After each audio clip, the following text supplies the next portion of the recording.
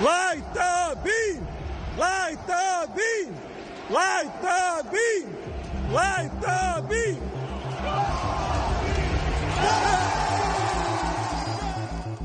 Oh, the sound of a random Sacramento Kings fan means the beam is lit once again. After a slight hiatus, we'll call that a vacation. We'll get into some of the details of the last 10 days here in a minute, but good to have you back in for another edition of the Sports Cave with Biggest Puma. I'm going to tell you now two things right off the top. One, this is the last show we're ever doing. No, I'm kidding. One, I'm going to be massively distracted because if this was a true dictatorship, we would not be doing a show right now. But because there are three of us, hey, I gave it the option yesterday. You did. Well, yesterday didn't work for me, and unfortunately tonight the Dallas Stars are playing an elimination playoff game as we speak. Tied 1-1 with 4 minutes to go in the second period. So first announcement, I'm going to be massively distracted. Like how many times got big? Oh! Well, see, what do we got there? What did I miss? We're throwing punches. Yeah, a little scrappy. How did I miss punches being thrown? A little scrappy. That dude is 6'7". And he decided to play hockey? Before he gets in skates. Yeah, the Stars have two. They have a 6'7" guy and a 6'8" guy. And they haven't helped things too much in this series. No, that's the first thing. Massively distracted. Yes. Second thing, there's 58 minutes left in this program because we are doing a tight hour because you don't have a lot to do the rest of the night. You don't know what I do. Well, yeah, okay. You don't know what I have to do. Here, we're 57 minutes now. Would you want to spend some time telling us what you're doing rest of the night? I ate a whole bunch of deviled eggs, so I might be busy. Okay, well then we know. Well then we'll have the hot mic in the bathroom again to close the show. No, we have. You're not doing anything. Don't even act like you are. I'm going to be watching playoff hockey the second this thing signs off tonight. But the third member of this program, his busy week continues after we do the program tonight. So we're doing a tight hour. I love how he told me that, they are allegedly pre-recording shows at like 3 a.m. in the morning. And he keeps on tripping up being like, well, today, I mean, this morning. So I just want to let you know, it happens to both of us. It happens to everybody. Common ground, LG. It happens. Common ground. Well, I would suggest the fact that the morning show has been airing every morning this week as scheduled shows the professionalism of LG, and that just needs to rub off on us a little bit. Well, a little bit, not too much. Not too we much. don't need to be too professional. Out of respect for LG, this will be a tight hour, but we hadn't been on in a while. Wanted to come on, hang out, even at the expense of watching playoff hockey because a lot has happened since the last time. What was the last show we did? Well, we were counting down to something called the NFL draft. Ah, yes, that's correct. We had 7 days till the NFL. So it was 2 weeks ago, 2 Thursdays ago. We didn't do that Tuesday. Oh, yeah, because there was a Spurs game. Because there was a Spurs game. And that's what's been happening. So I'm not going to do a show during a Spurs game. Whoa. Flat out. Well, I mean, not like I'm not going to get on We it. can do like a watch party. We can do a watch party, but I'm saying that's not a show. We're not going to be, we're not going to talk. Prep. You're not going to prep. We're not going to talk Rangers Yankees during a Spurs playoff game like a normal show. I mean, the Yankees been hot. Well, they didn't get a sweep, though, which I'm sure we'll hear about in the Yankee Minute coming up.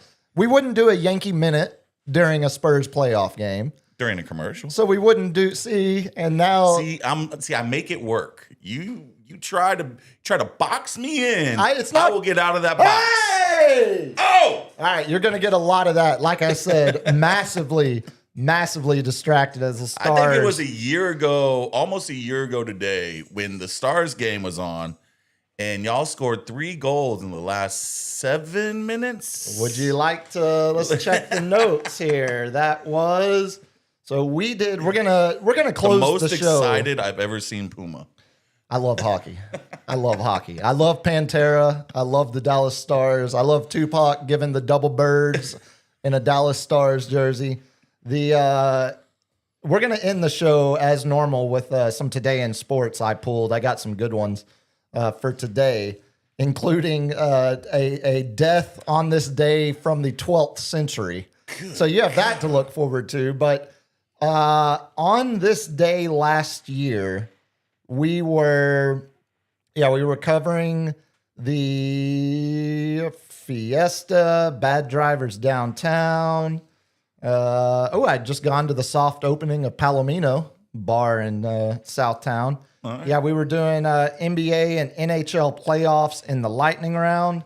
But yeah, it wasn't that far off. That you're right. It was. I think it was like a week or two, because it was right before y'all went into the Western Conference Finals. Exactly. So because I'm seeing now on 5/5, May 5th last year, the Stars had just won Game 7 against the Avalanche that weekend right before that. So yeah, it was all distracted by playoff hockey this time last year. We'll see if there was anything else from the notes worth going over during Today in Sports to close it out. But as you mentioned, the last show we did, we had a countdown towards the NFL draft. Is it just me, or do I hype up the draft. I get so excited for the drafts, the first football we get, and then I'm just massively disappointed. Well, every year. if your team reaches for a wide receiver that probably shouldn't have gone until the 5th round and takes them with the first pick of day 2. Have you seen that wide receiver block? I would be. Have you seen him block? And this was Kyle Shanahan. What does Kyle Shanahan's scheme do? If we want to get into it, give me a soft 30 on this one. Value of taking a blocking wide receiver in the first pick of the 2nd round. God dang it! Yes. No, not yes. What Minnesota happened? Just scored because you tried to pigeonhorn 49ers talk. I actually have a very important date in 49ers history for you during Today in Sports, but we need a new countdown. It's got to be, I want to say finals. Especially after the good luck we had with counting down to the Emirates Cup. The Emirates Emeritus NBA the Emeritus Cup. There you go. Okay. I wondered why you were looking. I didn't know what you were talking about. I wondered why you were looking at me all confused. Yes, our good luck that we brought the Spurs for counting down to the Emeritus NBA Cup. It only feels appropriate we count down to the NBA Finals because we know the Spurs will start round 2 on Monday. Okay, May 4th. That's locked in. No matter what Minnesota and Denver end up doing. May 4th on a Monday? I think that's right. Is that my math? 1, 2, 3. Yeah, that's Monday. I mean, that's a special day. You know why? Oh, don't tell me you're that guy. What? Are you about to hit me with... May the 4th be with you. Luke, I am your father. Yes, dude. And it also shares one of the most glorious people that live in San Antonio, does podcasts with 2 other great individuals. It's his day of birth. LG? No.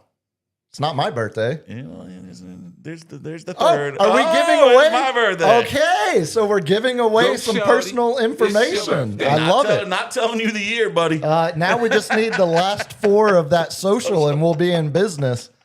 Well, happy early birthday. There you go. Yeah, give me some Jabba. There we go. Yeah, that's the only Star Wars drop I will respect. Yeah, May 4th. You're going to get game 1 on your birthday. I like it. Not a bad way to Let's celebrate. go Minnesota. We have the date of Spurs game 1 locked in. Okay.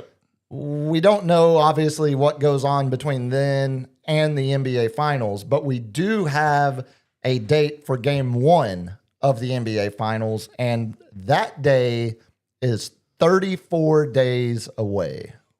Man, so you were prepped for this one. Not bad, right? All right. Nice. All right. We're doing a tight hour, but I've still got my notes. I've still got the staples to get to.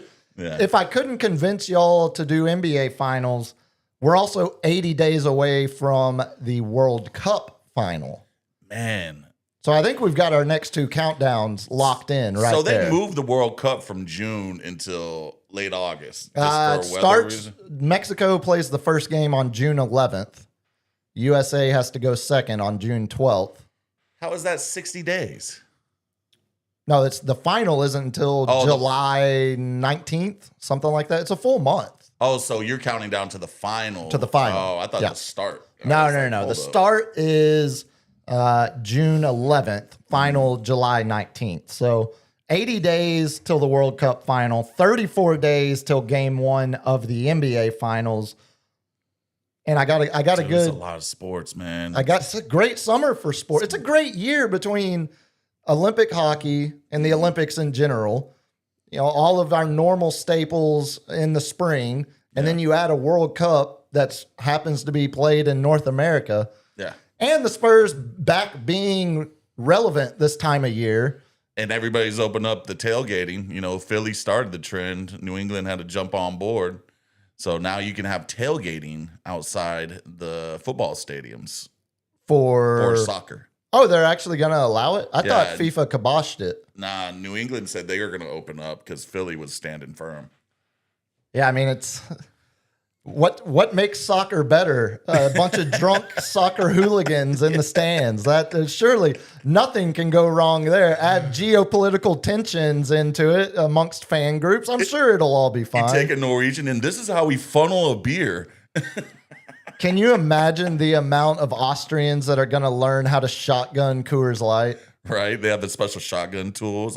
Although I should say Austrian, pretty heavy beer culture, should have gone probably with more of a. But they drink the Iranian fans that are traveling over shotgunning Modelo's for their game in Mexico. Wasn't there a standoff between Israel and Palestine World Cup today or something? I saw like a little headline on it. Didn't see that one. I saw the. Tension continues. Yeah, I mean, it's another day in 2026. It's also this most important of days. It is National Bugs Bunny Day. What? That little racist bunny? Take it. That's what okay. That So little you're racist off. little bunny? Take a guess. What year do you think? So on this day, Bugs Bunny appeared in his first short film.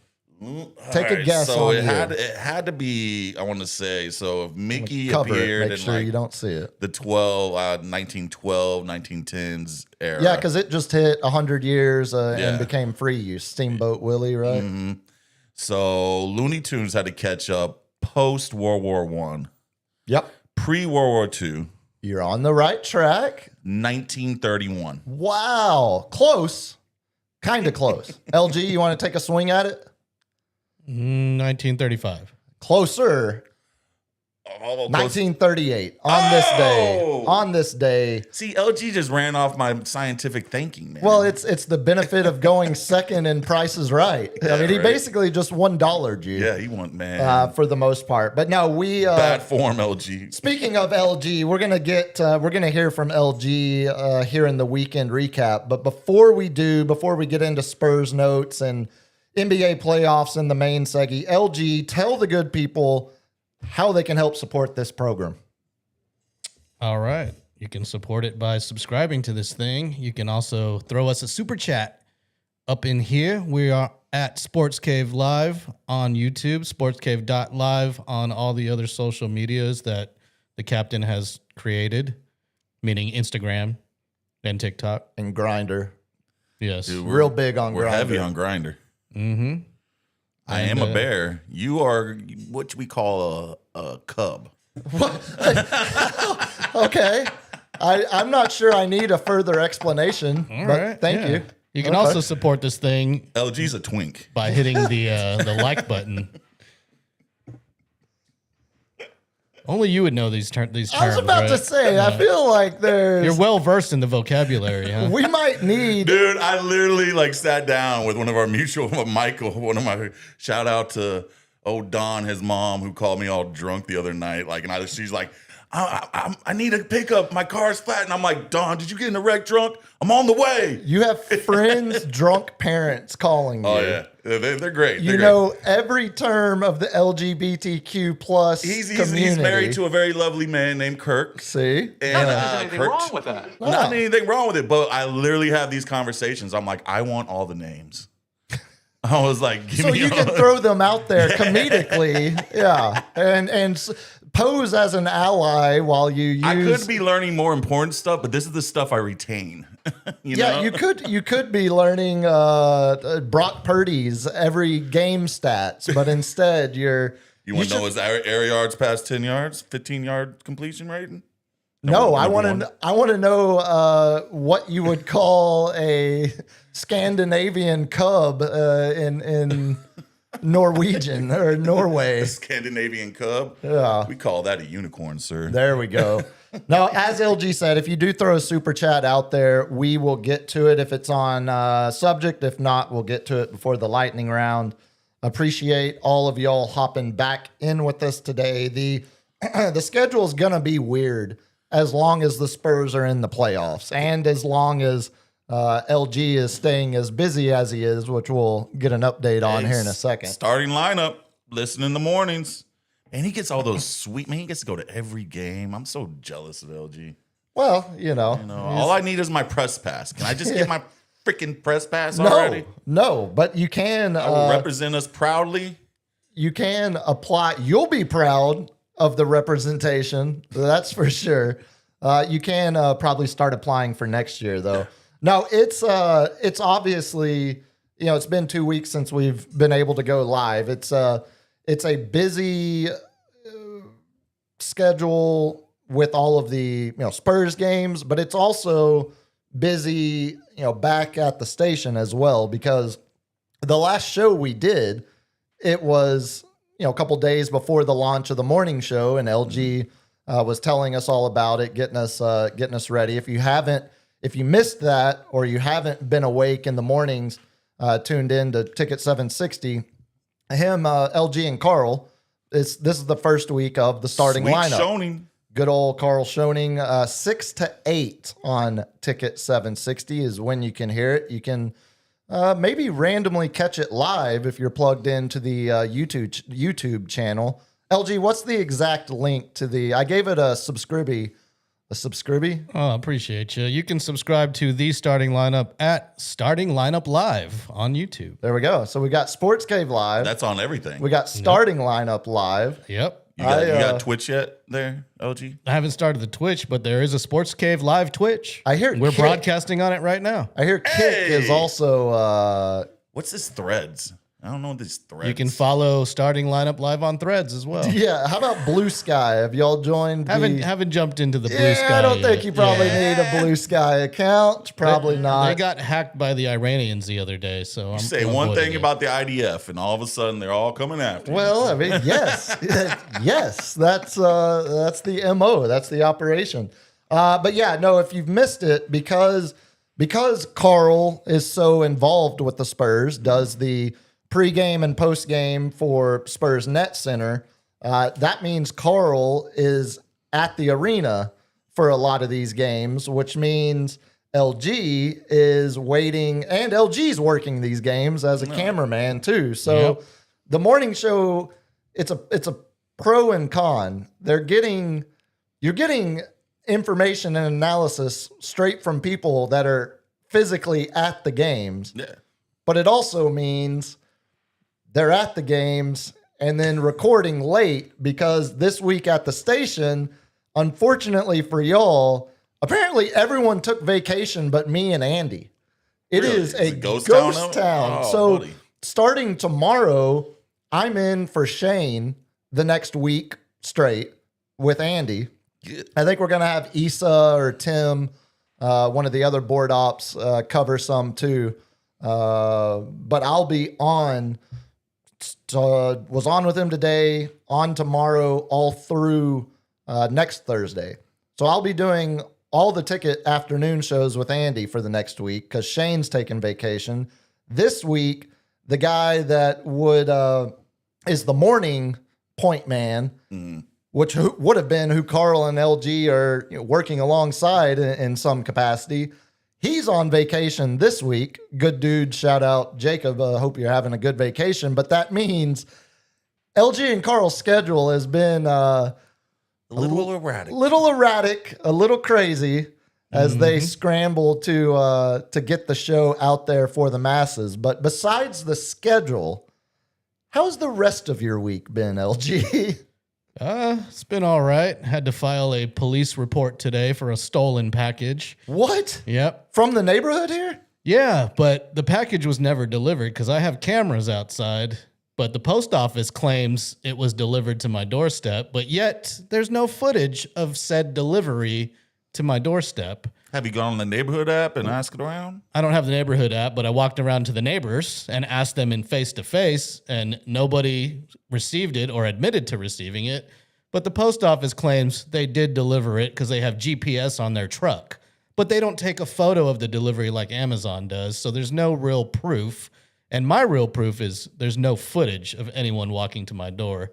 So that's fun. I have to go downtown to South Santa Rosa Street to pick up a police record to submit for an insurance claim. So, Unfortunately, You can't go to a substation or anything. Nope. You got to go all You the got way to go to down the records court. department. Yep. Yeah. Or you can order it online and wait 10 days to get it. So is that, are you I feel like this is a camera equipment something. are you having very to expensive. file the claim in order to get the post office to do something else or to elevate the situation? The seller, the company I bought the item from, didn't insure the package apparently through the post office. So the post office says, you're SOL. There's nothing we can do for you. Yeah. But the seller did say if I get a police report, they'll file an insurance claim with their insurance and try to get me a replacement item or a refund.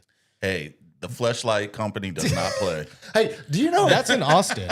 he lives in Dripping Springs. The factory is in Austin. He's my buddy's neighbor. He's Bama Brown's neighbor. Oh, we can get someone on. So Can we not be sponsored by the Fleshlight people? you don't think I haven't tried? This is my colon.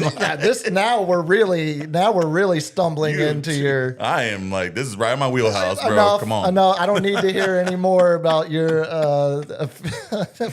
got LG knowing Larry Flint, the God rest in power king. You know, he's got a signed copy of. And we got knowing every model of Fleshlight. I mean, we're just. I mean, certified dirt bags. They trying to do a show. You got to sell that merch to get that money. Yeah, he's got him a nice little place over in Dripping Springs, the Fleshlight guy, which I learned not too long ago. But yeah, because of that's unfortunate, LG, because of everything else you have going on this week. Oh yeah, all of the stress. I've tried my best not to be like, hey, so you got a couple hours free tonight because we haven't done a show in a while. Yeah. And then of course, the night that it does work out for everybody, I am making the sacrifice with the Stars game on. You are making the sacrifice. Oh my God. I know. I don't do you like. need a little cheese for that wine? I would love it. Need a little cheese. I would love it. Yeah. Sacrifice. It would cheer me up. I would prefer Manchego, please, if you're asking. That's sheep cheese. Oh yeah, Spanish. Oh, it's good. Spanish sheep. Yep. Oh, dude, the best cheese in the Tell world. me they milk a sheep. Oh and yeah, make some buddy. cheese out of that. Oh yeah. Oh, I guess there's goat cheese. Kind of like every term for the gay community. You got the cheese. I got the cheeses. Yeah, I got the cheese on the lock. I spend way too much time in the Central Market cheese section than I would care to admit. I'm not. I'm a bit more pinky out bougie than I realize at times when I start rattling off English aged cheddar. Oh, so much better than anything we've got. All right, Miles ahead. To the playoffs. No, to the playoffs. No, all jokes aside, LG, thank you for squeezing in a tight hour. I know your week's crazy with the launch of y'all's new morning show. It's sounding awesome for the people that don't realize all of the... I'm glad. I'm asleep when it airs. Yeah, that's what I was about to say. For the amount of people that don't realize everything that is going into it on the back end, to get it out every You morning. need to have like a messaging system so people can call in and you can play that like in little clips. Of So we how you're do. doing. Yeah, it's called the talkback button on the iHeart app. That's right. You just invented something that It's already been invented. iHeart revolutionized a couple of years ago. Yeah, they rolled out the talkback button when Talk back with the when sporting. Mike and I starting were lineup. still doing the show, and we had one dude every single day. I would get into the station, I would pull the talkbacks from the last 24 hours, and every single day at 4:20 on the dot, one guy would just call in to the talkback, rip a water pipe as hard as he could, and then With cough. CBD. And yes, with CBD, and then cough for about 20 seconds straight, and then we'll just go, "Love you hard," and hang up. That was it. That was every day for for a year and a half, like clockwork, every single time. So whoever that was, shout out. Yeah, the talkback stuff. is we could actually be using it for some stuff too. Maybe we should Hey. write that down, Cap. Maybe we'll get around to it. No, let's. As far as the rest of the week, I know, or as far as next week, hopefully with everyone coming back to normal work hours at the station, LG and Carl can not have as crazy of a week, which will trickle down like Reaganomics to you and I, which would mean maybe next week we can get back on a Tuesday, Thursday. And we start getting paid by the Fleshlight guy. Well, yes, You and know, if the we bring some Fleshlight money comes in, and LG's gonna be more in tune. He's like, I need to get paid for yeah, this. we need the Fleshlight money to keep the momentum going here. Spurs playing on Monday. If you need a mold, I will bite the bullet. LG, put him on the clock. Put him on the clock. All right. So we got the Yankees minute is back. No, it's the Fleshlight minute. Go. Oh, the Fleshlight minute. Kind of looks like this. But the Yankees are storming back with the best record in the AL League, while we have the best starting rotation in MLB. We have two solid studs in Cam Schlittler and Max Fried. They are outstanding. Their walks to run ratio is number 1 and number 2 in the league. Aaron Judge was tied with Ben Rice for home runs, and he said, "Nah, not today, kid." Hits 2 more, leads the MLB with 12 home runs, tied with, I think, that White Sox Japanese player that came over. Can't think of his name real quick, or I'll butcher it. Now we have Jazz Chisholm, who's breaking the slump. We have Volpe getting demoted to AA because he just can't get right. So we are sticking with Caballero. And now we are back, baby. And we took 2 out of 3 from the Astros and 2 out of 3 from the Rangers. The old Texas trip. We gave you that last game, by the way. Murakami is the Japanese slugger you're trying to think of that signed with the White Sox. Yeah. By the way, how much are the Yankees paying you these days? Hey. Hey, they're paying me in spirit and in gold. See, God. I counted 15 weeks. You know, I'll give you the Yankee minute. I'm gonna go on your talk back, and every time you mess up the morning and today and everything. The Yankee minute, I'll give you a minor slide on because you do it like a mouth-breathing Yankee fan sitting in the bleacher. It's like, hey, we could have gotten the Get out of here with this BS. we could have gotten the sweep if we really wanted to. We gave y'all a win, but we put a rookie out on the field, pitched 5 innings. Hey, our beloved Aaron Judge hit 2 home runs. hey. No, the takeaway from that series. Get you a chopped cheese at the bodega. Come on, my guy. The takeaway from that series was it game 1 where we had the brawl in the right field bleachers, where a Yankee fan ends up getting bloodied.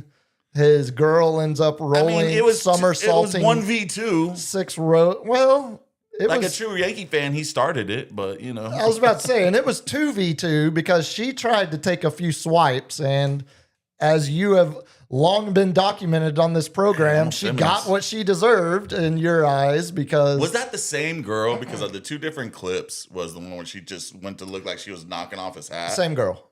It was Same girl. all different angles of it. Yeah. Yeah. She, Summer, she launched. rolled about 6, which that was where it got a little scary to me. Watching guys just wail on each other. It's They had high position on them, 2 guys, and then you had people come running up, just taking like cheap shots on them. well, first of all, one of the guys that was taking quote unquote cheap shots was doing it with just like an inflatable bat. Yeah, that was Like, awesome. that's doing nothing. That's such drunk guy at the game, just hitting them with it's like your kid just doing it while you watch. It's TV. exactly what it is. It's cartoonish in nature. But the Yankee fan telling the Ranger fan brush your teeth and motioning like that was right before the punches started getting thrown. My guy, your breath stinks. Get out of here. Look, if you're not going to win on the field, at least protect the high ground. And Yeah. the Ranger fans Have we not learned did anything that. from Star Wars? May the 4th be with you. Well, the high ground. Okay. All right. Okay. That one, I'll give you that one. But that, I mean, for me, that was the highlight of the series. That and Nathan Uvalde getting somewhat back on track in that third game. We had our rookies out there during the day game. Uvalde's been getting smoked by every team he's faced so far. That was his first solid start. It was his first quality start. We put up 4 of the season. The Yankees put up 4 on DeGrom. You put up 4 on Leiter. I thought we put 4 up on DeGrom. I think it was 3, wasn't it? First game 4-2, second game 3-1. Yeah. And then the shutout the last game. Okay. But yeah, it's still early. Y'all are clearly the Yankees are clearly the most talented team in the AL. Yes. It's not that close. Can we just say a Houston month into is the season ass right now? It's an interesting one, isn't it? I mean, I knew they had questions going into the year about, letting Framber go, not having enough pitching. I think Hunter Brown got hurt early too, but I mean, but you wouldn't have they're running at the bottom. Yeah, you wouldn't expect them to completely fall off a cliff. And then you got old Buddy. Did you see who tried to slap the ball out of like running to first base? Oh, educate me. So this obviously not the fleetest of foot, a little bit. I think it was the catcher or something. It's trying to run out a ball out to first, and he puts his arm out to slap the ball out the glove of the first baseman. Total faux pas, and he's not listening to a word I say. Total faux pas. Total unwritten rule in baseball. Erickson Eck slowly tries to skate off the ice. Are we seeing? I'm sorry. But anyways, so he comes back to bat and just straight wears one right in the middle of the back. Unwritten rules of baseball. Because you could break someone's wrist doing that. No question. Also, to defend Astros fans slightly, they are no longer in absolute dead last in the American League. The Athletics took their spot back? No, the Athletics are actually leading this terrible AL West division. The Angels have fallen back. They moneyballing it over there. Yeah, the Angels have fallen back to earth. They have the same record as the Astros now, 12-20. Even though Mike Trout's having a sensational season. I mean, we've seen that his whole career. It doesn't matter what kind of year Trout has. The Angels have never built a team around him. Rangers now 1 game below 500, but only 2 games behind the Athletics for the division lead. Yeah. We're over half an hour in. You want to do some Spurs notes? Get into the main seggy? Let's get it. 4 down, 12 to go. And I think, since we did a show last, it was NFL draft week. So, I mean, we've got the whole series to recap or react to. I hosted Andy's show the first day, Monday. Oh yeah, it was my anniversary of 420. I hosted that Monday, and What's your counter on that one, LG? What? Always, my anniversary is 420. Well, that's also why. It's on Well, 420. it's my anniversary. It's my I'm sorry. I'm sorry. I love my wife. I'm sorry. I'm such a good husband that I remember our anniversary every year. I will not apologize for that. No, I was hosting Andy's show that day, and that was the Monday after game 1.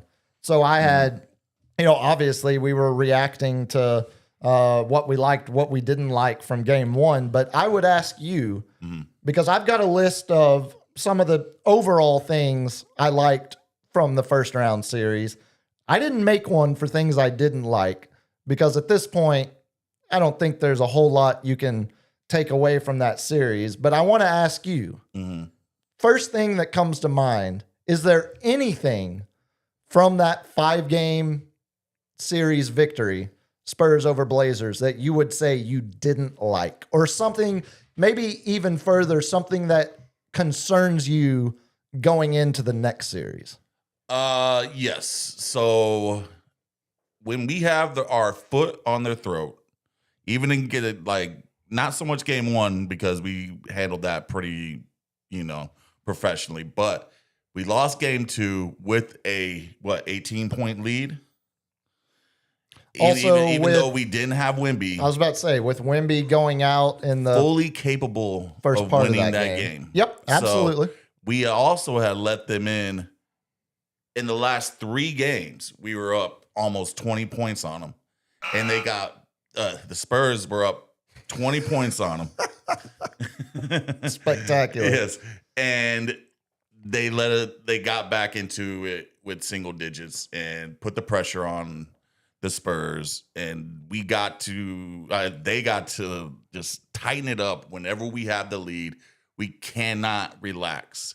Turnovers, I'm sorry, Steph Castle, this is my biggest gripe on him all year.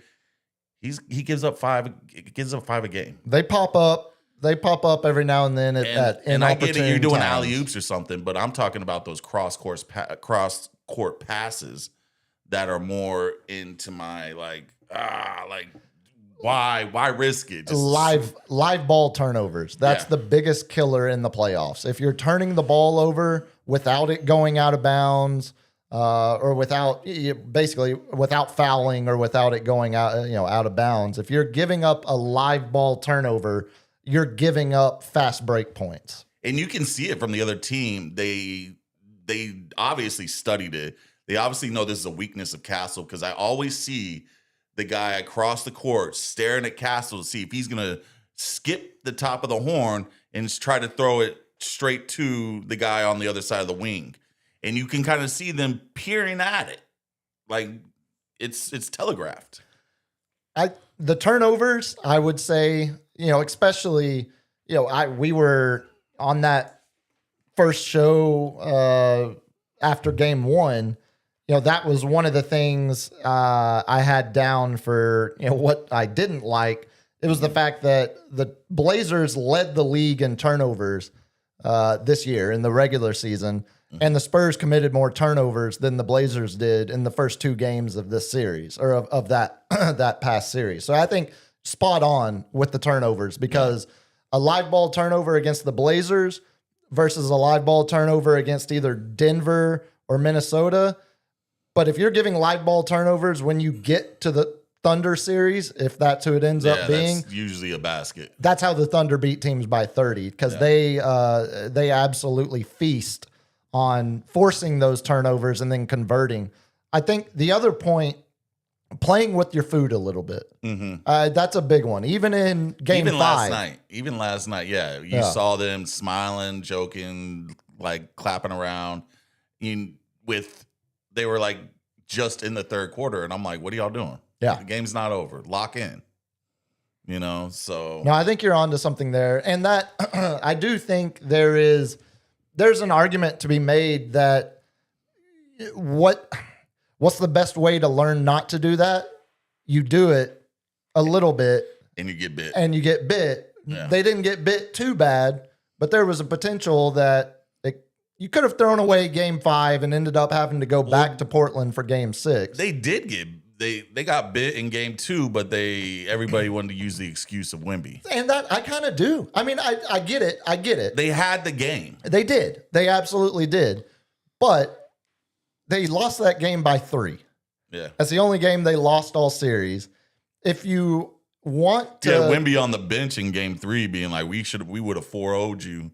Yeah, that was pretty great too. And also Wemby being on the bench, mad at the third party concussion protocol, you know, which we ended up learning. I count that game 2 as that was the biggest growing pain experience that they got the whole series. Mm-hmm. They saw their, transcendent talent superstar Wemby go out in that game in a weird fashion. Super weird way where you don't exactly know. You're playing that whole game not knowing exactly what the health update is. And I never got a confirmed report. Was it a concussion or was this just concussion protocol? Because when you're knocked out, you don't sit there and put your hands underneath your head and lay on your hands so your face isn't. You're knocked out. You go limp.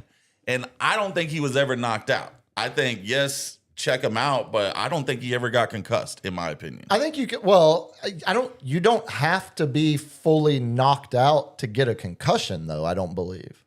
You can just get your bell rung, not go black, but still have a concussion. I don't know. LG, did they ever give a report? Was it a straight concussion? Mitch Johnson said he has a concussion. Yeah, I believe it was reported as confirmed concussion. Okay. He's in concussion protocol. It's basically a bruise on your brain. Yeah. And you don't have to lose consciousness. Right.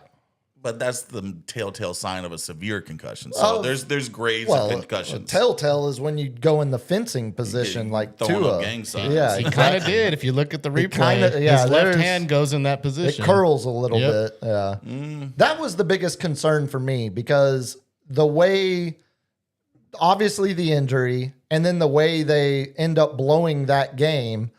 In my head, not knowing that Wemby was going to be out game 3, and frankly, at that point, not knowing how long he was going to be out. Yeah, that was where I worried, is game 2 going to carry over throughout this series? Because the way they lost game 2, it very well could have been basically a 2-game loss where you lose game 2 the way you did, and then you lose game 3. The first game back in Portland in front of their home crowd after they just split the series. Game 3 was the most important game of the 5 outside of closing them out. You told me what I didn't like.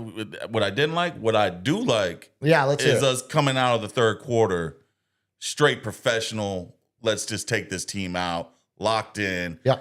Obviously, Mitch is doing his job back there at halftime. Well, and it was game 1. Mm-hmm. Where Portland came out and scored 9 straight points to start the third quarter.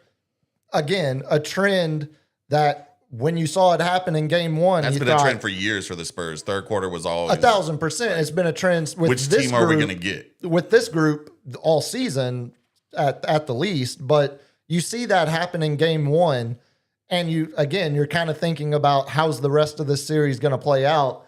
And yeah, I mean, I'm right there with you. The fact that it only happened game 1 and they end up, playing strong third quarters the rest of the series. The fact that they had to come down back, the fact that the Spurs had to come back from double digits in game 3 and 4 with Wemby coming back in 4. And then they set a playoff record of outscoring. What was it, like a 38-point difference? The swing. Yeah, the swing. So they set a playoff record. No one's been down that much and then won by that much ever in the playoffs. But that kind of goes back to playing with your food. Like, did we even need to go, did they even need to go down that much, to get locked in? And it's like, because if you go down by 20 to Denver, I'm not going to say too much about Timberwolves. I mean, because without Ant-Man. Yeah, we're going to talk about them. Yeah, but here in a minute. You can't do that with, let's say, the Thunder. No. You go down 20 points to the Thunder, they're putting the their foot on your neck. Yeah. It's done. Yeah, that's why I would never celebrate the fact that they got down as much as they did. Mm-hmm. But again, kind of like the only way you can learn or grow from certain situations is they have to happen to you. Yeah. And the fact that they did get that far down, did come all the way back and win by as much as they did, I don't think to a man they're thinking to themselves, we can do that again. I think they're thinking, we got away with that one. We know we're capable of pulling ourselves out of holes, but we can't get in one that big against a better team as we get deeper and deeper into the playoffs. I saw that kind of in Game 5, though, man. It started Did they learn their lesson? They got down to single digits, and then we put in a starter. Mitch called a timeout, and right after that timeout, or the fourth quarter, we scored 9 in a row on layups and lobs. So it's just, if you can do that, then you have the capability of getting to the hole throughout the game at will. If you just do the right things. You have a MVP from the series? Anyone that immediately comes to mind? Because I think there's a pretty obvious one. Steph Castle with that defense. Obvious. Wemby just can't be stopped at all. My favorite kind of is Champagnie. So I had that on here. Champagnie finding a shooting stroke as the series went along. Which I just found out. You know how we got Champagnie? I do. Absolutely. Would you like to tell the story? Sports Cave Live. If we got Champagnie because the 76ers let him go to sell jerts to have McMillan. Well, Mac McClung. McClung, whatever it is. The white boy. Yes. The white boy dunker. The white boy not named Mac Miller. I said McMillan. Close enough. The Sixers won him. They released Champagnie, signed McClung to wear a Sixers jersey when he won the slam dunk contest in 2023. That's right. And then we end up snatching him up, which, as he says, is the best thing possible. And he is now a starter, set a franchise record for threes, and is our most deadliest three-point shooter. And is seemingly getting back in a really comfortable rhythm. Yeah. Because that's huge for this Spurs team. When they are knocking down three-pointers, that is when they are unbeatable. Yeah. With the defense that, as you said, Castle can provide on the perimeter, the vacuum, some of those blocks by Wemby, just blocking it, catching it, and then turning and looking at him and laughing at it. Like, it's spectacular. I mean, there's only one person on earth that can do that, and he wears a Spurs jersey.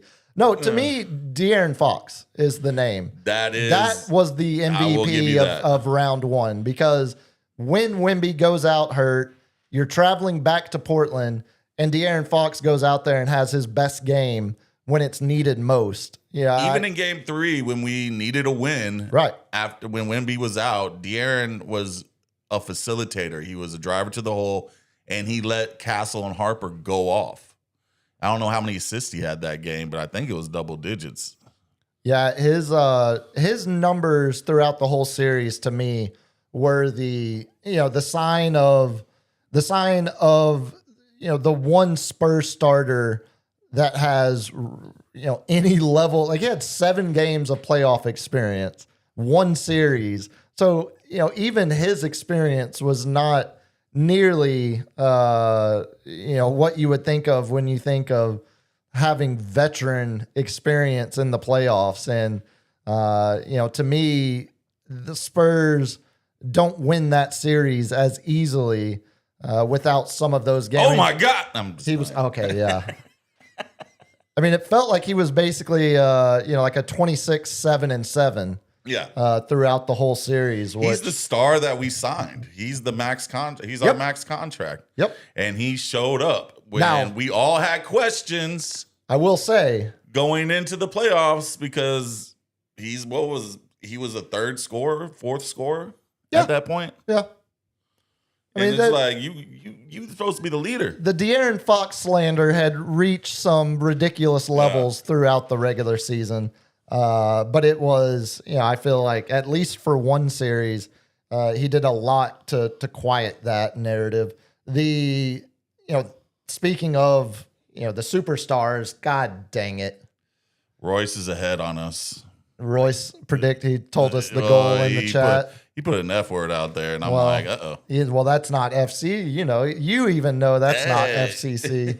But he's ahead on the game, so I figured that they were about to score. Yeah. 9 minutes now. Come on, Stars. For the Stars to try to get an equalizer. No, Dylan Harper's response to the back and forth with Scoot Henderson early in the series, where Scoot has arguably his best game of his career. Staring down Harper, being like, "Oh, you a number 2 pick." And right. Had 31 points, I think it was, in that game 2 victory, and then goes scoreless in game 3.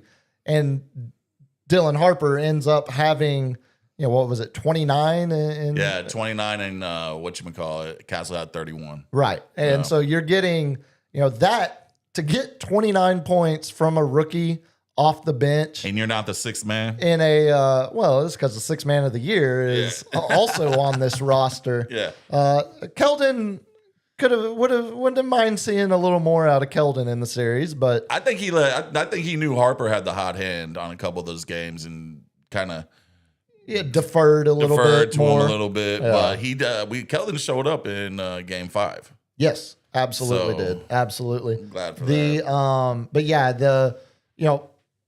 Dylan Harper, I think if you had any questions about his mental makeup or his ability to rise to the occasion and embrace the moment, I mean, that was awesome. Watching him take it personal and go, back and forth with Scoot Henderson in the early part of this series. A couple other things before we shift into some broader NBA playoff talk. You gotta, the fact we kind of talked about it already, but the fact that the Wemby health scare is nothing that's lingering longer than this series. Yeah. That is a massive win, for the Spurs, that we're not sitting here waiting to see who the round 2 opponent is while also trying to decide what Wemby's status is going to be or how. And now you get damn near a week off. Which it could be good or bad, but I know Wemby was nursing an ankle injury going into the playoffs, and the fact that I would take this week off, and I don't think if we even drop the first game, if they even drop the first game, thank you, LG. You were quick. Myself. You almost beat the buzzer. I've been letting a lot of them slide. Yeah, you should feel like Dennis Reynolds with the family fight buzzer. He's like, don't like that buzzer. Just a little loud. But if they, I don't see them, especially if the Minnesota wins. I don't see them dropping a game, and I don't see them coming out rusty. I think they're locked in so mentally that this rest is going to help Wemby the most and give us the advantage. Yeah, I mean, give the Spurs the advantage. It feels like, when you talk about the value of rest in the playoffs and having this as much time as they have in between series now, I feel like depending on what side of the narrative you want to take, you can find evidence where certain teams, it was used as a talking point of, well, it hurt them because they had so much time between the first and second rounds. And then there's other teams that you would say, well, if they had taken care of business in game 5 and hadn't had to play a game 6, they would have been more rested. So to me, you already know the narrative. If they come out and drop one, they're going to be like, well, of course, they're a young team and they don't have any veterans to sit there and get them locked in, even off a long, keep them locked in after a long layover. But if they come out and are red hot, it's, the rest helped them tremendously, So these destined narratives are going to happen anyway. Absolutely, they're unavoidable. Whichever way you go, unavoidable to a lot of in a lot of ways. The couple other things from the series, I love. I know it's not the Spurs way, but Castle putting the ball in Denny's chest after driving to the basket, should have gotten the foul, didn't get a call, makes the layup, and then just that is such a disrespectful move when it happens to you at the park. Yeah. It's a whole nother thing when it happens to you in an NBA playoff game. That was awesome. That was spectacular. If you saw the whole play, like, I know everybody saw the meme like on the Spurs pages where he just pushed him on a defensive rebound instead of blocking him out. He just pushed him to the floor. The prior to that thing, fouls him hard 2 times up to the foul they actually called, makes the basket, and he's like, "Yo, if you want to get chippy, I'm here for it." And that's that. And I love it. I'm here for it. Yeah. That's what I love because I saw Fox doing it. I saw Fox Keldon in Game 5 being like he's too small. Again, Wemby laughing at players after he catches their shot after blocking it. Yeah. This series is the least chippy any of their series are going to be this year. I mean, that's just the dynamics of playoff basketball. Like whether it's Denver or Minnesota in the next round, that series will be chippier, more chippy, higher, tension than the opening round series against the Blazers. If they get to make it to the conference finals and play the Thunder, imagine how chippy that series is going to be. Like it's only going to progressively grow. So my thing is, responding to that, the refs but not keep going it too far. Yeah, the refs keep it playoff basketball, please. Because you've letting all these teams get chippy in the first round, and I know we're gonna start seeing the superstars battle it off to one another. Let's not call ticky-tack fouls. Let's not send Shea to the line 15 times. Oh, good luck with that. Let's not send Joker to the line 15 times. Good luck with that. I know, but like if we want to keep this intensity that everybody seems to love in this playoff feel, which we kind of saw during the Amerities Cup. I was about to say, what happened to those NBA Cup officials that we were praising? Put them in. So that we were singing the praises of for allowing physicality without letting the game get out of hand. Let's see if this translates to the second round. That's all I'm saying. We got a break. Here we go. Oh, okay. No, I thought they were going to call.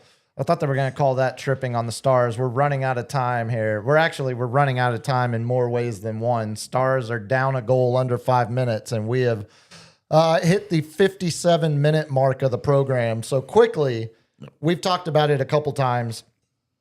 Spurs will play game 1 on Monday night, but we're waiting to see who that will be against. Nuggets, T-Wolves playing right now. Actually, have a little over halfway through the first quarter. T-Wolves with an early lead. T-Wolves 3-2 series. Every series outside of the Spurs and Thunder is at 3-2. I guess Knicks destroying the Hawks earlier tonight. Yeah, that's a 4-2 now, and Knicks move on. Screaming it's like, dude, you beat a team that shouldn't even been in the playoffs. Oh, it's going to be insufferable. It's like.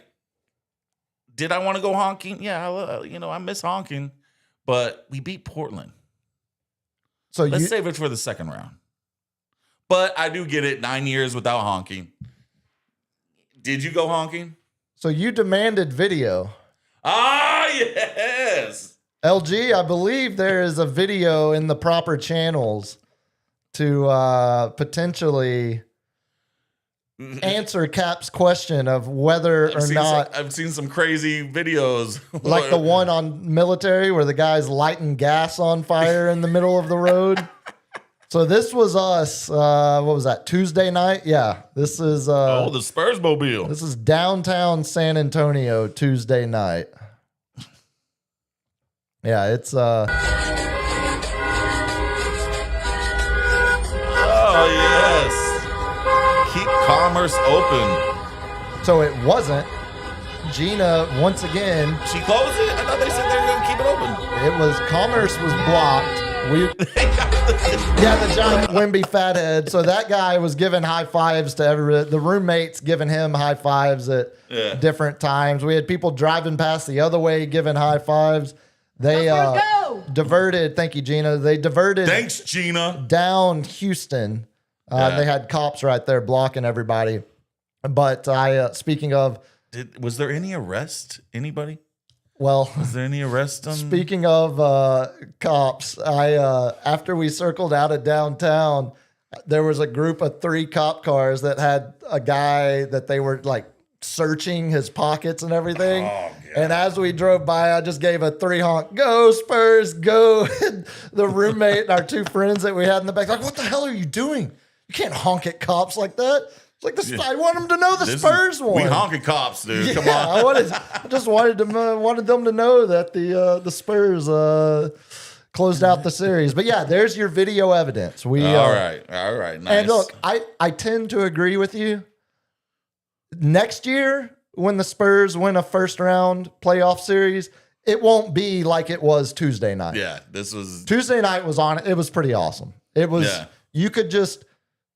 I mean, again, like it's so cliche to say it, but you could feel how much the city is back. I mean, from the Spurs winning a playoff series. 20 straight years of making the playoffs. Yep. And being contenders and being, probably I would say about 70% of the time the team to beat or the scariest team to play against. Absolutely. 21, 23 straight years of 50 wins. Yeah. I mean, So it's glad we're back. I'm glad we're back, man. I'm glad we crushed that score when I said over 45. The Spurs over 45. I was talking about my prediction.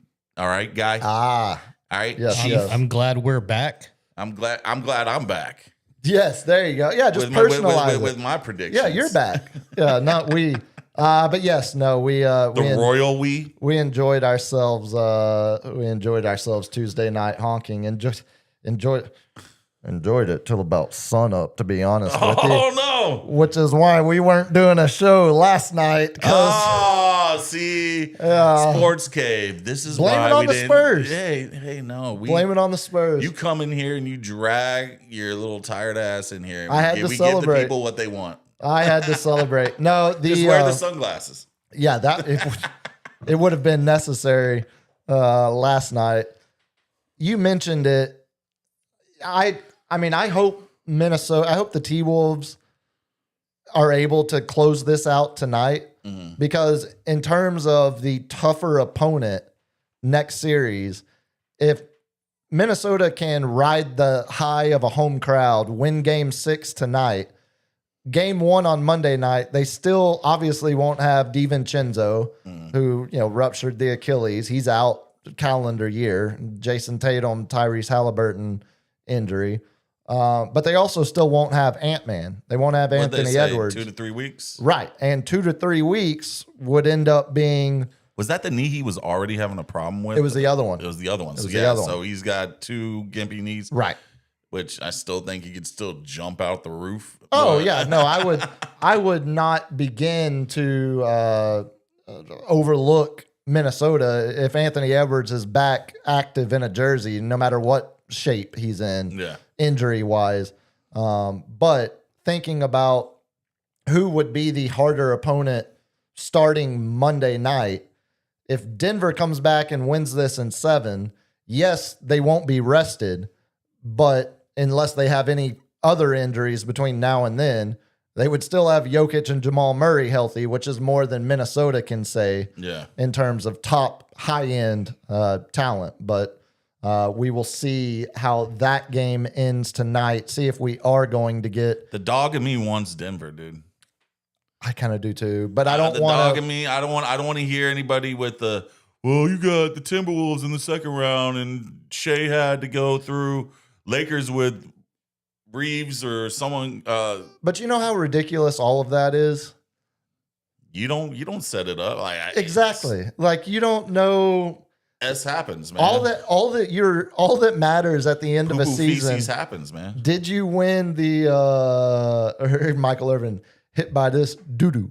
All that matters is, did you win the championship or not? It doesn't matter who you went through. I mean, the average NBA fans don't give certain players credit for going through harder paths. I remember some years the Warriors had the cream puff playoff going through until the Western Conference Final. Even some of the Western Conference Finals was like, And that's the value of being the 1 seed. Yeah. That's what you're playing the regular season for, to try to get an easy path to the conference finals. And then you got to play the Heat, the AC. Right. Well, yeah.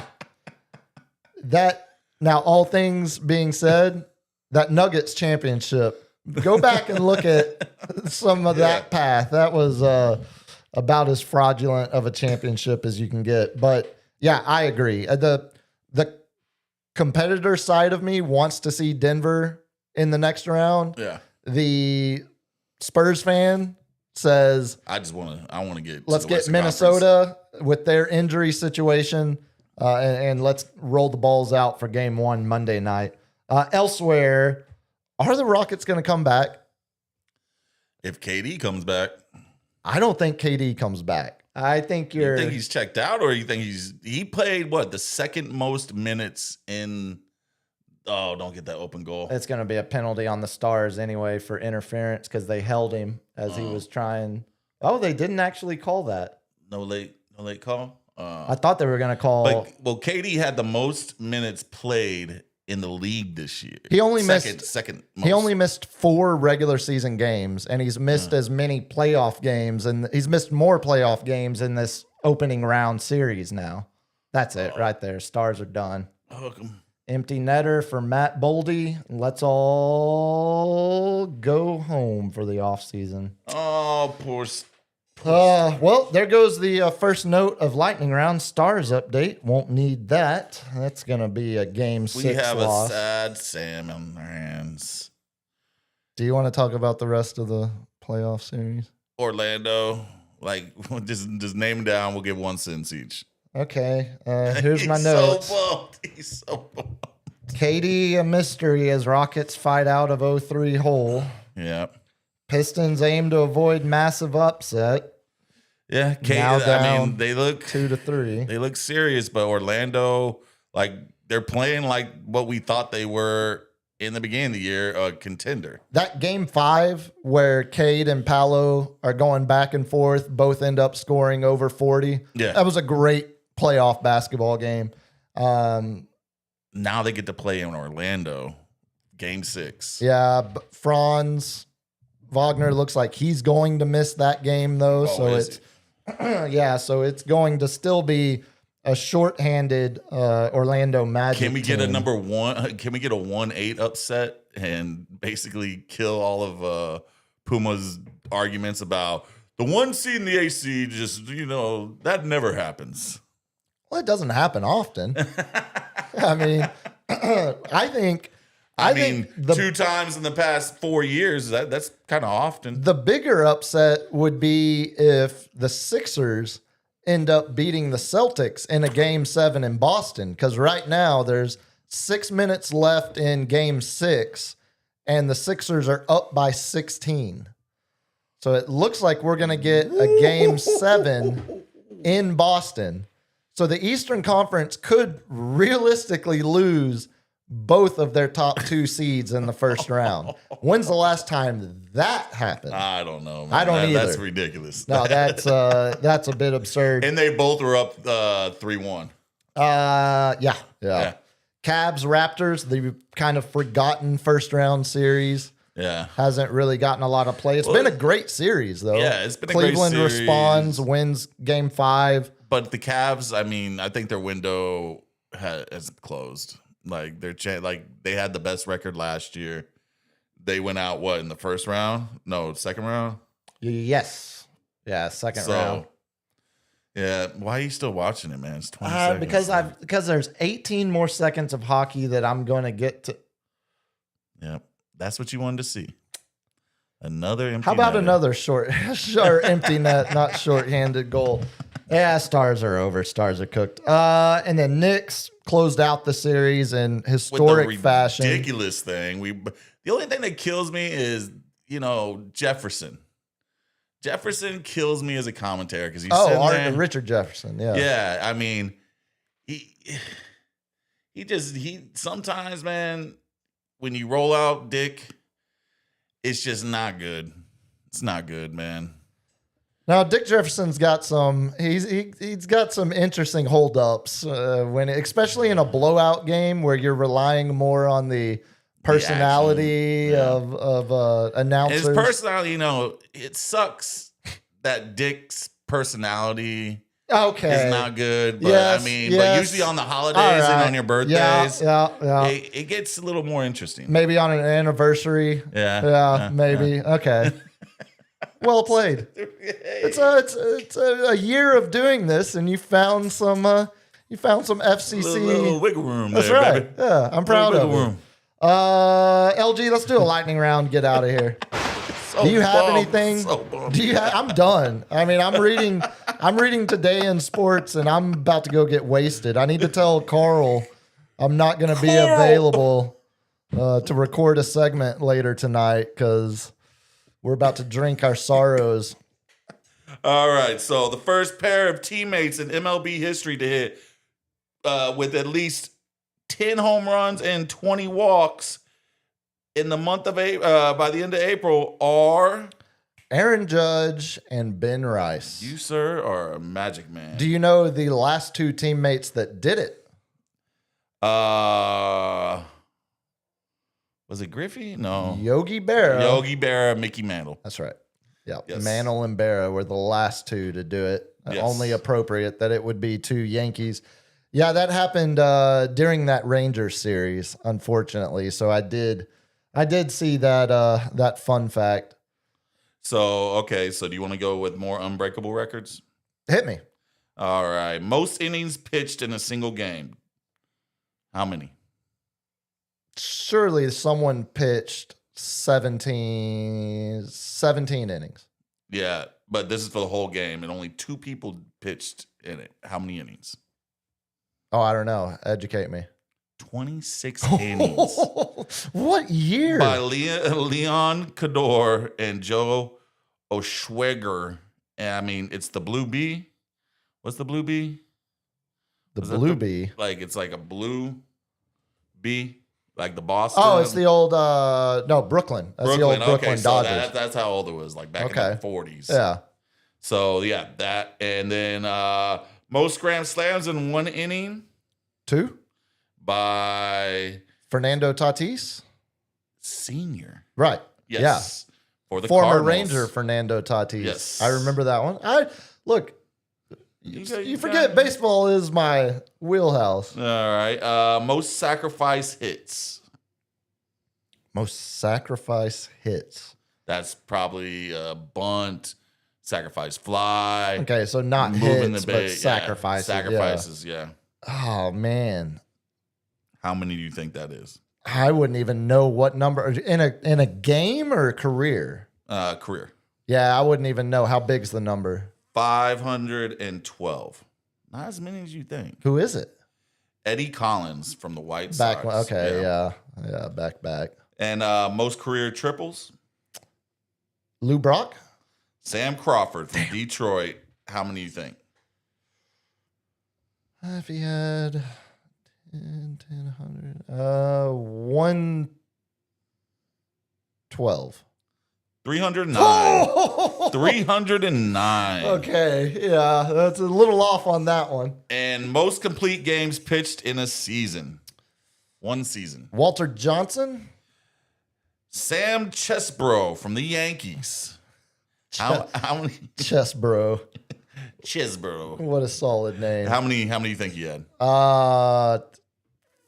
30. 48. That was back in like the 3-man rotation. Well, and I said 30 thinking that would be ridiculous. a ridiculous high. Yeah. No, I love the random baseball stats. Hit me, LG. Let's do some Today in Sports and get out of here. 1722 on this day. You familiar with the work of the New England Courant? Is that like a barbershop? It's one. LG, do you know? Did they even have barbershops back then? Do you know what the New England Courant was? A newspaper? It was the one of the 2 oldest newspapers in American history. And on this day in 1722, the game of billiards is mentioned in a newspaper article for the first time in documented American history. I didn't realize we were going that far back with pool. 1900. Listen to this matchup. Weighing in at 170 pounds, British former world heavyweight boxing champion Bob Fitzsimmons. He's 170 pounds. Were they just malnourished back then, or what, man? Well, British, yeah. I mean, it's 1900s. Yeah, I mean, you're. So he KOs the American Ed Bunkhost in round 2 of a fight in Brooklyn, New York. Oh. Bob Fitzsimmons was 170 pounds. Ed Dunkhost, 272. Oh, 102-pound difference. He just wore out that big man. And just the little dancing around him, man. And it only took 2 rounds to make it happen. Oh, buddy. 1903, the New York Highlanders played their first home game in Hilltop Park, Manhattan. Would go on, of course, to become the New York Yankees. They beat the Washington Senators. The legendary Yankees. The Yankees. The Yankees. 1921, first American Professional Football Association championship. So basically your first Super Bowl. It's not the Super Bowl, Cleveland? but it's you're so close. It was the Akron Pros. Okay, yeah. Akron Pros won that in 1921. 1938, first televised FA Cup final over in England. I didn't realize we were televising soccer in 1938. Hey, man, the war was happening. We had to do something. Not yet. Not yet. Bugs Bunny was appearing for the first time on screen in 1938. 1939, Lou Gehrig. One little, two little. Set his, go Google Buzz Bunny World War II Japan and see what comes back. Show your kids that one. 1939, Lou Gehrig sets a MLB record. Of course, his 2,130th consecutive game. Also, Cal Ripken ripped that award away from him. You have to actually play the game. Also his final game. You don't, yeah, and that's because of the Lou Gehrig disease. It would go on to be named after him. But Cal Ripken should have never got that.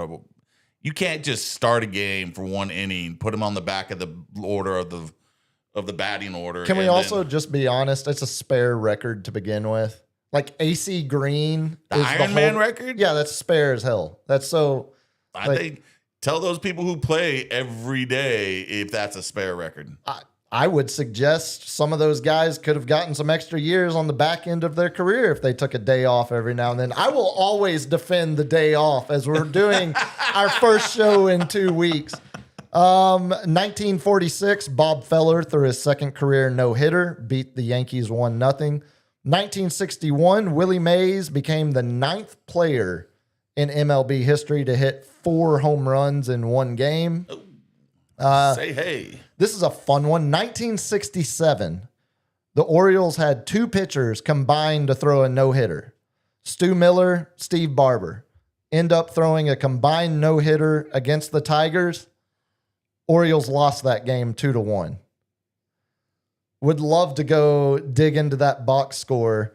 I would have looked at my defense, just been like, "You're killing me, man." Got to be a walk and an error. Yeah, it's got to be an error because you don't get an earned run for errors. So. Or walk. Yeah. For no hitter. Yeah. Because it was a no hitter, not a perfect game.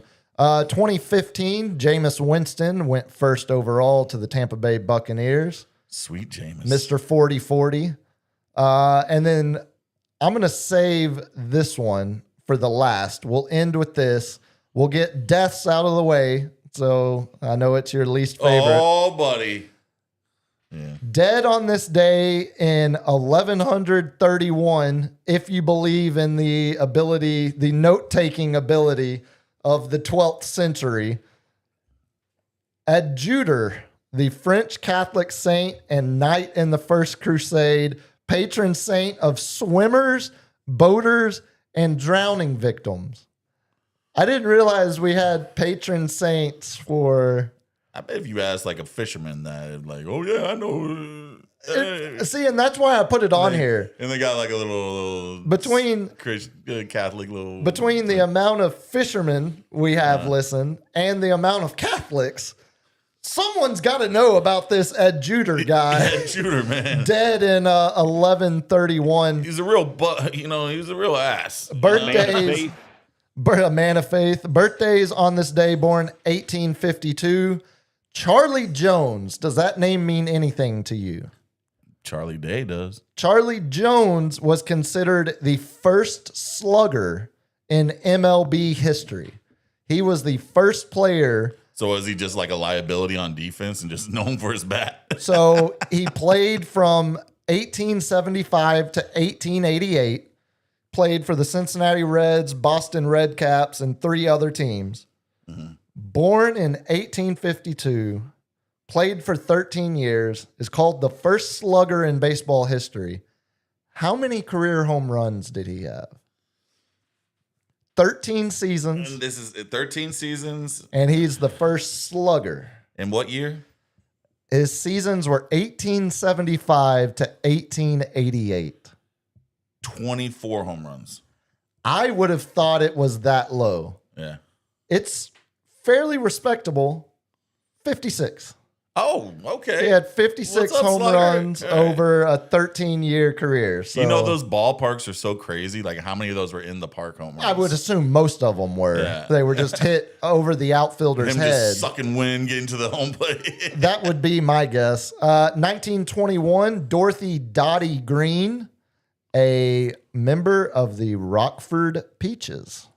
Ah, the League of Their Own. There's no crying in baseball. So I went to look it up because I just assumed I saw Dottie, Dorothy, and Rockford Peaches. I thought, well, this has to be the lady that Gina Davis is based off of in League of Her Own or League of Their Own. It's this team, this Rockford Peaches team, had multiple Dotties. So this was a different Dorothy than the one that Gina Davis is based on, but she is in the League of, like, her character is in it. She Madonna? But it's not. I was about to, or Rose. I think she was Rosie. She was Rosie. Yeah, I think she was Rosie. She was the heavy. Born on this day in 1949. Unfortunately, passed away a couple weeks ago. Died back on April 11th. Sorry, I did have a little death on this one. Phil Garner, former 3-time All-Star, longtime Astros manager, born on this day in 1949. Born in 1961, turning 65 today, Isaiah Thomas, of course, NBA legend. Mm-hmm. The guy that I assumed as a kid was a first ballot Hall of Famer because he destroyed the Cowboys every time they played the Giants.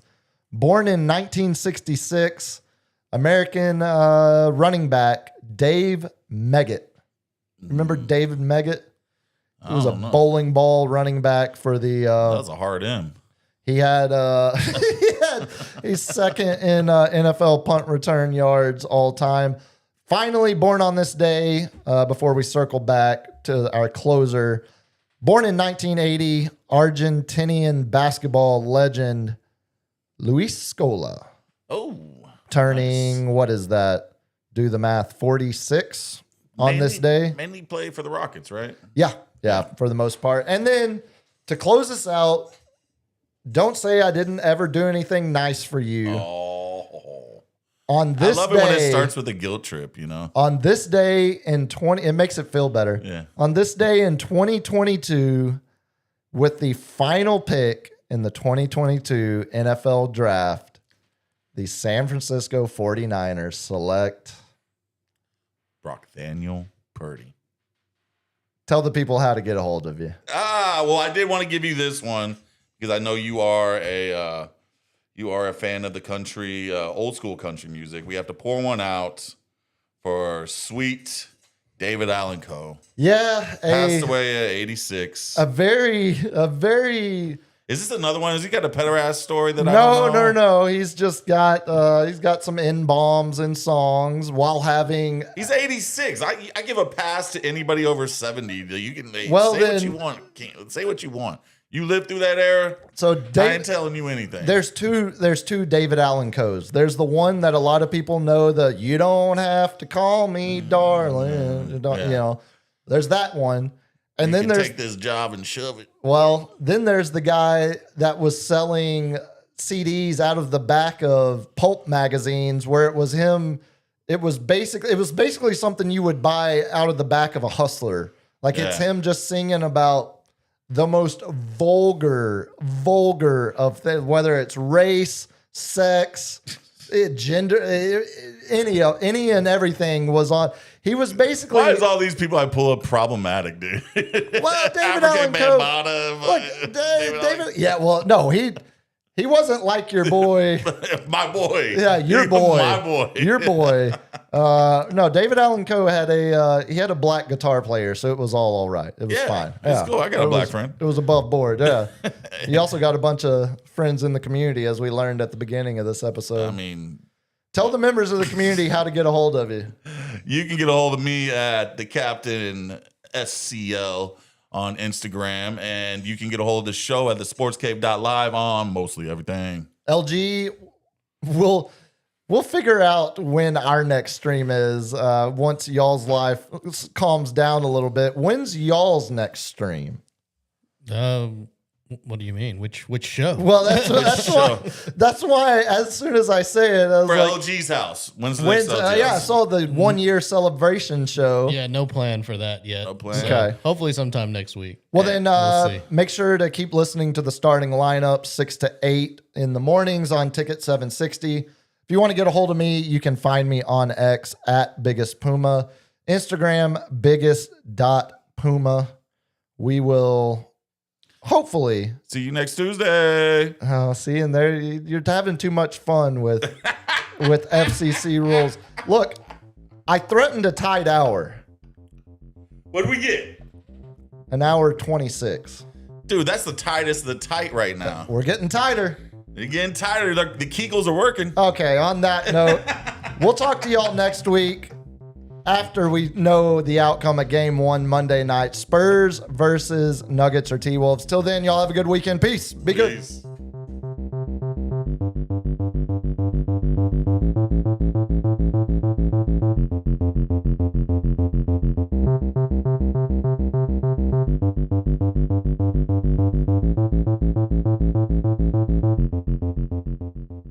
Kids, what do we say about drugs? Only thugs use drugs. They don't do drugs. Yeah!